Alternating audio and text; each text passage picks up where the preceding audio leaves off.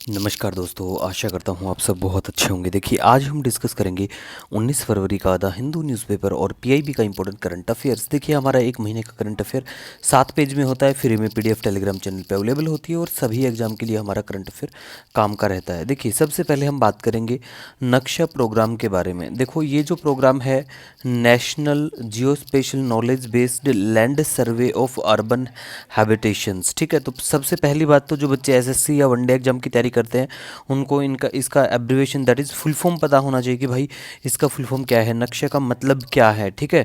और इसमें survey of India जो है टेक्निकल पार्टनर है और इसका मेनली एम है क्रिएट करना, अपडेट करना लैंड रिकॉर्ड्स को अर्बन एरिया में, ठीक है।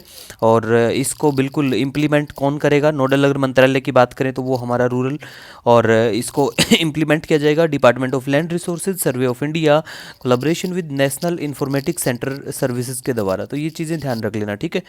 नेक्स्ट हम बात करेंगे inauguration of inland waterways transport terminal on the Brahmaputra at Jogighopa in Assam. तो ये है नेशनल वाटरवे नंबर 2 का इनागोरेशन, मतलब नेशनल वाटरवे नंबर जो 2 है इसके टर्मिनल की बात यहाँ पे हो रही है। तो हम देखिए बात करेंगे, एक तो नेशनल वाटरवेज एक्ट 2016 में जो आता है, ये एक्ट आपको पता होना चाहिए कि कौन से क्या ईयर में आता है। और हमारे जो नेशनल वाटरवेज हैं वो 111 हैं, उसमें से मेजर जो हैं वो भी आपको दिखाएंगे कि जो ज़्यादा इंपॉर्टेंट है ऑपरेशनल है उनमें, ठीक है। तो वो आपको वीडियो के एंड में दिखा देंगे, ठीक है। और उसमें सबसे ज़्यादा लेंथ किसकी क्या है वो सब वहाँ मेंशन मिलेगा, ठीक है। नेक्स्ट हम बात करेंगे replacing Urdu with Sanskrit in Rajasthan schools. तो ये बात देखो, राजस्थान के स्कूल में ऐसा किया जाने वाला है बिल्कुल कि उर्दू को अब रिप्लेस हो जाएगी और वहाँ पर उसकी जगह संस्कृत। और राजस्थान की जो सरकार है उसका कहना है कि उर्दू के जो पढ़ने वाले हैं वो बहुत कम है, इसी वजह से ऐसा स्टेप लेके आया गया, ठीक है। इसके बाद हम बात करेंगे सौपर्णिका रिवर के बारे में।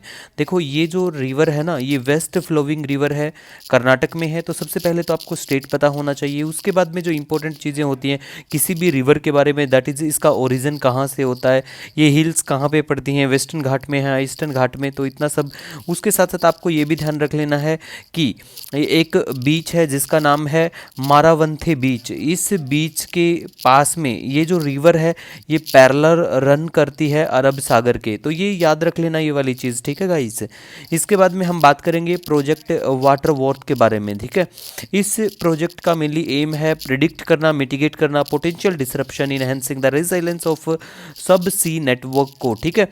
और ये क्या होगा, ये जो प्रोजेक्ट वाटर वर्थ है इसके तहत जो स्ट्रेच आपको देखने को मिलेगा लगभग 50,000 kilometre long cable which connects India, US, Brazil, south Africa and other की रीजन्स, ठीक है।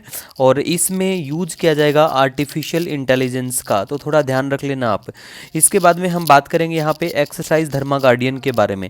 देखो, एक्सरसाइज धर्मा गार्डियन के बारे में बात करें तो मिलिट्री एक्सरसाइज है बिटवीन इंडिया एंड जापान के बीच में है और ये आने वाली 25 फरवरी से 9 मार्च तक रहेगी माउंट फ्यूजी जापान के यहाँ पे। कई बार ऐसा होता है एग्जाम में डेट भी देखने को मिल जाती है, साथ साथ आपको ये तो पता ही होना चाहिए कि ये एक्सरसाइज कौन से क्या प्लेस पे होने वाली, ठीक है।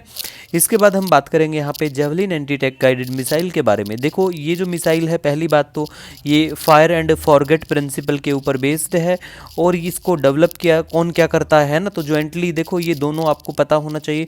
रतन और लोकहिन मार्टिन के बारे में, ये दोनों ही अमेरिकन हैं, तो याद रख लेना कि ये मिसाइल कौन से देश की है, ठीक है।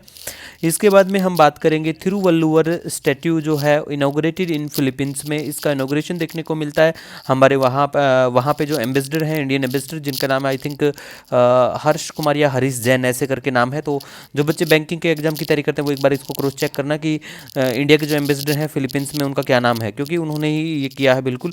तो थिरुवल्लुवर के बारे में आपने सुना होगा, फिलोसफर हैं और तमिल पोइट भी रह चुके हैं, तो याद रख लेना, ठीक है गाइज।